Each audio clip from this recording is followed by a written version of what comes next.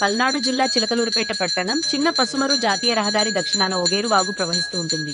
ఓగేరు వాగు పక్కనే పచ్చని చెట్లు, ఆహ్లాదకరమైన ఆధ్యాత్మిక పరమైన వాతావరణంలో విశాలమైన ప్రాంగణంలో సప్త దేవాలయాల సమాహారంగా అయ్యప్ప స్వామి దేవాలయం విరాజిల్లుతుంది.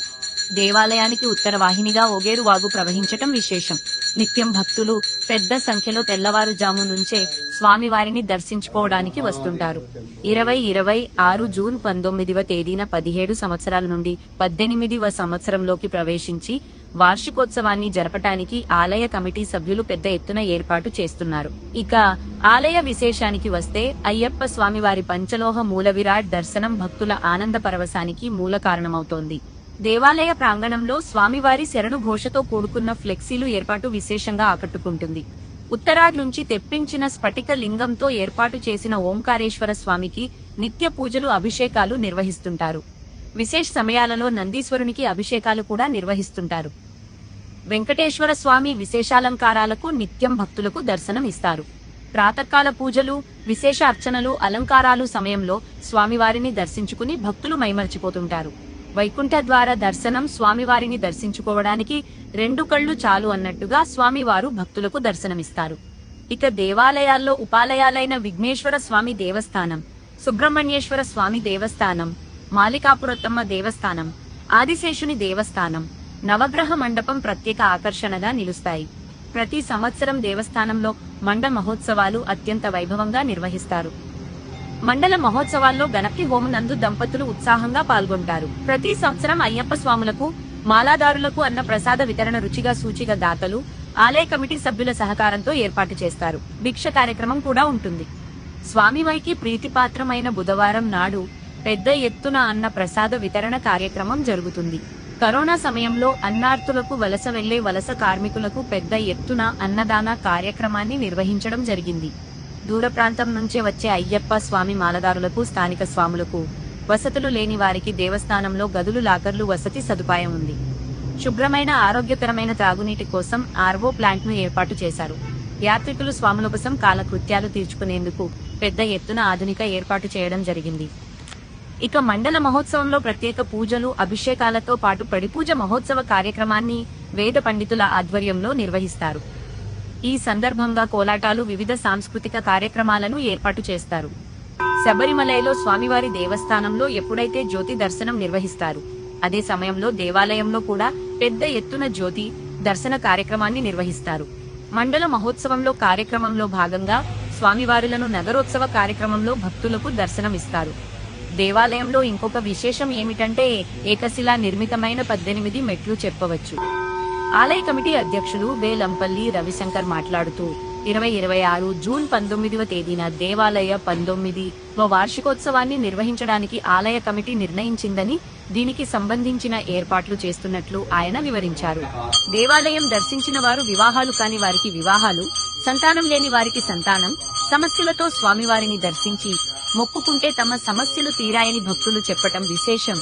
దీంతో ఈ దేవాలయం సంకల్ప సిద్ధి దేవాలయంగా ప్రసిద్ధి చెందింది.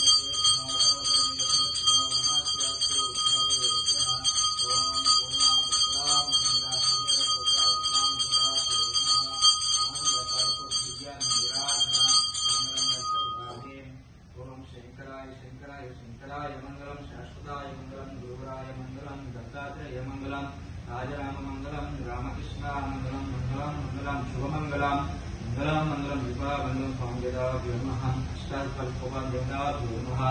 ఆనంద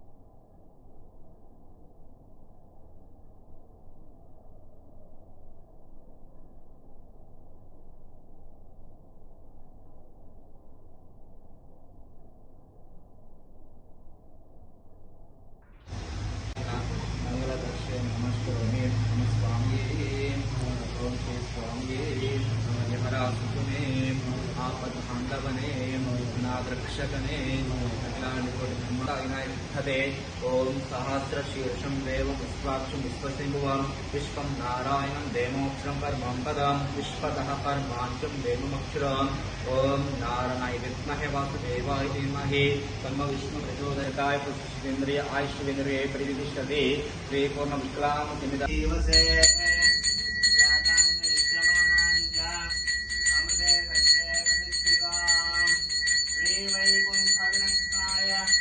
स्वामी पुष्करणी तटे रमया रममानाय वेंकटेशाय मंगलम मंगलाशासनपरैः मदाचार्य पुरोगमैः सर्वैश्च पूर्वैराचार्यैः तत्सुदायास्तु मंगलम स्वामिने नमः ओमानन्दकर्पूर श्रीराजराणी समर्पयामि आजमनीయం సమర్పయామి ఓం ఏడుకొండలవాడ వెంకటరమణ